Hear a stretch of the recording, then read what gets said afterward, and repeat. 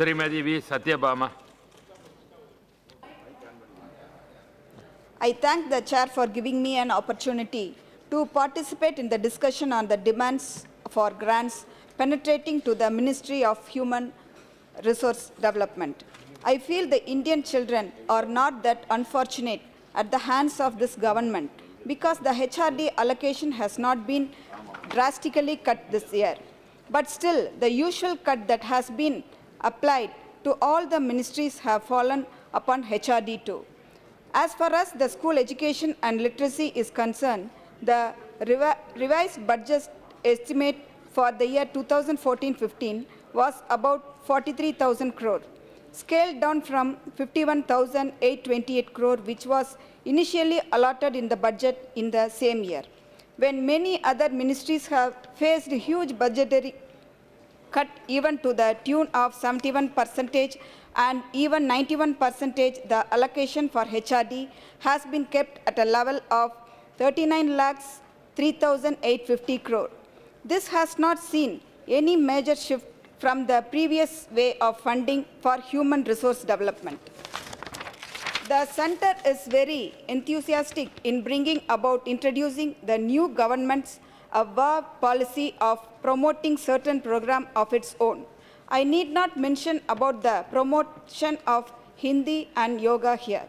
The Centre has enacted legislation like Right to Education Act, Central Universities Act, and even several laws penetrating to professional education in the country. But still, when the states ask for funds related to enhancing the quality of skill-building measures, the Centre comes with a standard reply that education is a state subject and the state government must fend for themselves. First and foremost, I would like to bring to your notice the failure on the part of the Centre to provide funds for the post-metric scholarship scheme meant for SC students to pursue higher education after their completion metric level education. In Tamil Nadu, under the guidance of our dynamic leader, Makkalin Mudalvar Puratchi Thalavi Amma, the enrollment of students from rural areas, especially girl students among them, are on increase. Our government of Tamil Nadu comes out with several incentives to encourage students to continue with higher education. Free laptops, free distribution of cycles for students, especially in rural areas, free distribution of textbooks for underprivileged and children from rural areas, free distribution of uniforms in certain identified areas have all helped the younger generation to complete education up to a minimum level of class 12. Girl students are motivated further to get at least a degree, as children from the poor and deprived section are even offered by our state government gold for Mangal Sutra, the Thalik Tangam, beside rupees 50,000 for sanctifying the marriage. Enough care has been taken to extend this incentive to girls hailing from such poor background, even if they could not go for degree courses.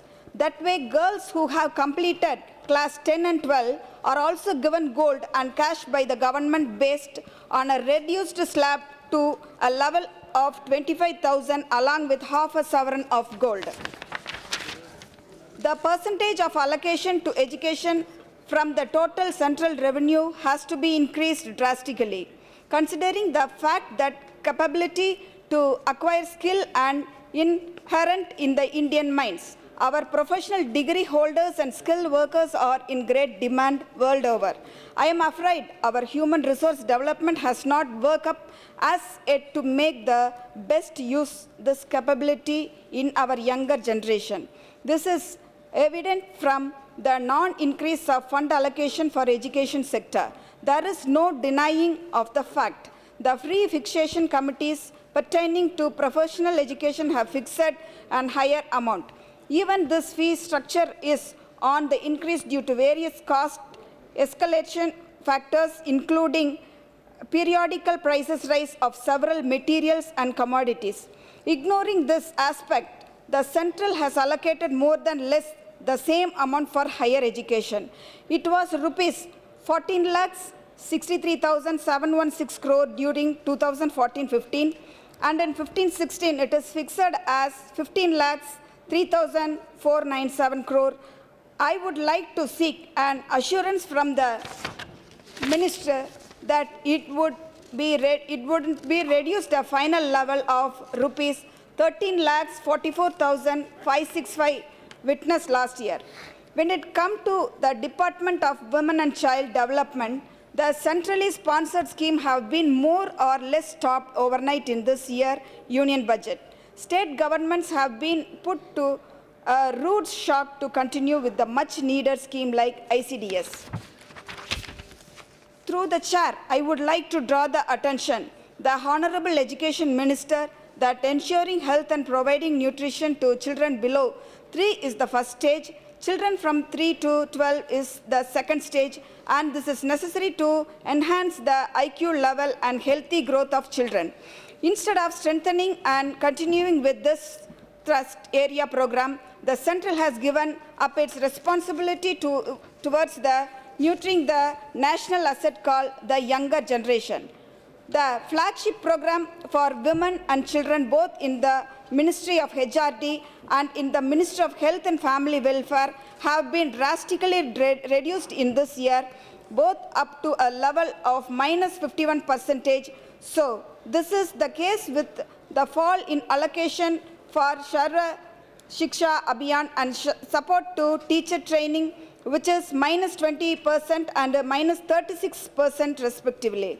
When it comes to the scheme for setting up 6,000 model school at the block level, the fall in allocation is 99.9%.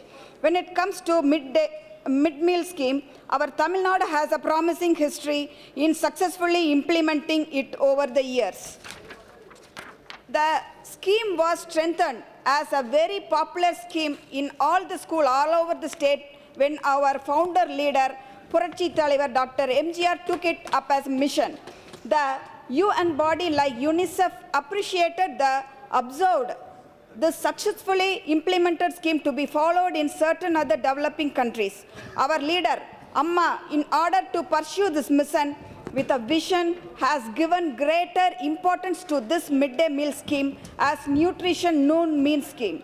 Our government of Tamil Nadu provide variety of cereals along with eggs to ensure that younger children maintain not only physically health but also a good brain growth. This is a real investment for a bright future with a promising next generation. I am afraid the union government is losing sight of it. I urge upon you to follow the Tamil Nadu model and implement it all over India. At the time when there is progress of enrollment in elementary schools all over the country, instead of giving a boost to elementary education as done in Tamil Nadu, the center is taking its hands off from elementary education. Next in literacy program, this sector need to be strengthened. This is necessary to groom skilled and unskilled labor for the envisioned Make in India program and also to create an awareness for Swachh Bharat program. I hope the union government will reconsider its financial withdrawals for education in the country and will come out with a more vigorous coordinated measure. Last but not the least, I would like to lay stress on research and development coordination between academic bodies and industries.